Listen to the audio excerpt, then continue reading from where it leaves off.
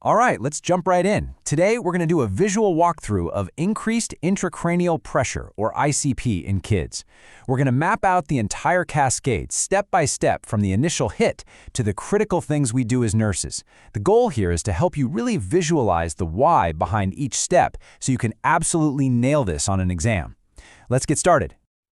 Okay, let's kick things off with a big one, a question that really gets to the heart of what we're talking about today.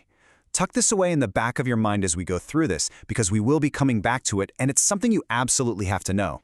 So to really get why increased pressure is such a huge deal, you first have to understand the environment where it's all happening. And that place is the human skull, which I want you to picture as a rigid, sealed, bony box that doesn't stretch. This whole mess really gets started with a closed head injury. And the key word there is closed. See, unlike a big open fracture where pressure has a place to escape, a closed injury from blunt trauma means everything is trapped inside that rigid box. There's no release valve. And that simple fact, that it's a fixed space, is what drives this whole dangerous process. And you can see exactly what happens right here. A mechanical force, a fall, a big impact. It doesn't just put a little dent in the skull. The whole thing distorts, and that sends the soft brain crashing against the hard, bony inside. Bam! That's the initial hit, and it creates these powerful shearing forces that kick off a really dangerous chain reaction. In that chain reaction, we call it the pressure cascade. I really want you to think of it like a line of dominoes. One thing happens, and it knocks over the next, which knocks over the next. And with each domino that falls, things inside that closed box get more and more critical. So, domino number one is the trauma itself. The brain is super delicate, right?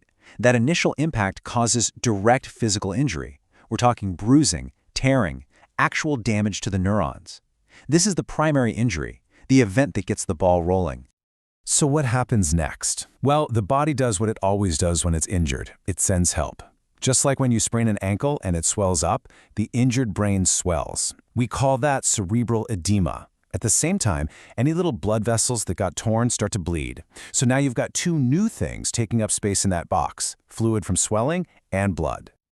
And this, right here, is the absolute heart of the problem. That skull cannot expand. It's not going anywhere. So as the volume of that swelling and blood keeps increasing, the pressure inside has nowhere to go but up, up, up. And this pressure starts to literally squeeze the healthy brain tissue, cutting off its blood supply and its oxygen. This is what we call the secondary injury. And honestly, it's often way more destructive than the initial hit. Now, thankfully, the body doesn't just suffer in silence. As that pressure starts to climb, it sends out early alarms, little distress signals. And recognizing these, well, that's one of the most important things we do, because it's our window of opportunity to jump in and stop this before it's too late. And boom, there's the answer to our first question. The single earliest and most sensitive sign that a child's neurological status is getting worse is a change in their level of consciousness, or LOC. It's not their vital signs, it's not their pupils, those come later. It's that first subtle shift, a child getting a little more irritable, a bit confused, maybe just a little too sleepy. That is your number one red flag. Now, these signs look a little different depending on the kid's age. In an older child, they might actually be able to tell you, my head really hurts, or they might start feeling nauseous and throwing up. But in an infant, their skull bones haven't fused together yet, so that pressure literally pushes on the soft spot, the fontanelle, and makes it bulge out. You might hear this really distinct, high-pitched cry, see the veins on their scalp popping out, or notice that classic setting sun sign where it looks like their eyes are always looking down. All right, here's a classic exam scenario for you. Your patient has some clear fluid dripping from their nose. You're smart, so you test it with a glucose strip and it comes back positive. What does that mean? Well, it's not a runny nose. That is cerebral spinal fluid, CSF. It means brain fluid is leaking out through a fracture in the skull. This is a critical finding, and you have to report it immediately, because it's like an open doorway for infection to walk right into the brain. So what happens if those early signs are missed and that pressure just keeps building and building? Well, eventually the body's ability to compensate just gives out. And now we're in the territory of late ominous signs. These are the really scary ones that tell us the brain is being severely compressed and is on the verge of herniation. Just look at the progression here. We've gone from subtle changes to profound body-wide dysfunction. That small change in LOC becomes a significant drop. And now you see changes to the things the brainstem controls, like a dangerously slow heart rate, which is bradycardia, or weird breathing patterns like Shane Stokes, where they breathe really fast and deep and then stop for a bit. The pupils can become fixed and dilated. All of these are signs that the brainstem is in very, very serious trouble.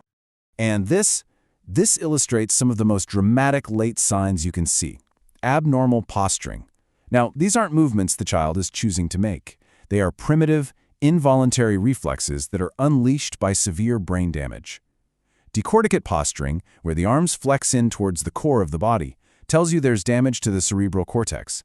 But decerebrate, where the arms extend and rotate outwards, is even more ominous. It signals the damage has progressed down to the midbrain. Okay, we've seen the problem. We know how bad it can get.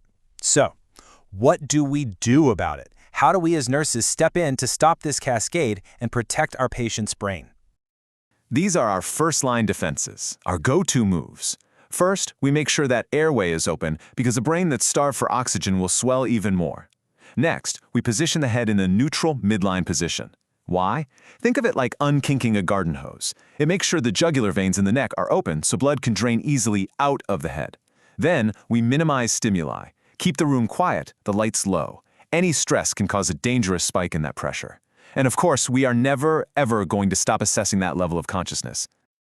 Okay, listen up, because this is a huge one, an absolutely critical safety alert. If you even suspect a basilar skull fracture, the kind that might cause that CSF leak we just talked about, you never, ever suction through the nose, period. A suction catheter could pass right through that fracture and into the brain itself. It's a catastrophic injury waiting to happen. Just don't do it. Some other key strategies we'll use. We're going to get seizure precautions going because an injured brain is highly irritable and prone to seizures. We'll monitor IV fluids like a hawk to avoid fluid overload, which would just make the brain swelling worse. And we'll be giving medications as ordered, like osmotic diuretics, which are specifically designed to pull that excess fluid out of the brain tissue and bring that life-threatening pressure down. So, if you take only one thing away from our time together, let it be this. Everything hinges on catching that first subtle change in the level of consciousness. That is your golden opportunity. That's your chance to put your hand out and stop those dominoes from falling and prevent the devastating, irreversible damage that comes with all those late signs. To wrap things up, I'll leave you with this question to think about. Now that you can really visualize this whole cascade from start to finish, which single nursing action, whether it's positioning, an assessment, or something else, do you think has the single biggest impact? Ponder that, because really understanding the why behind our priorities is what separates a good nurse from a truly great one. Thanks for watching.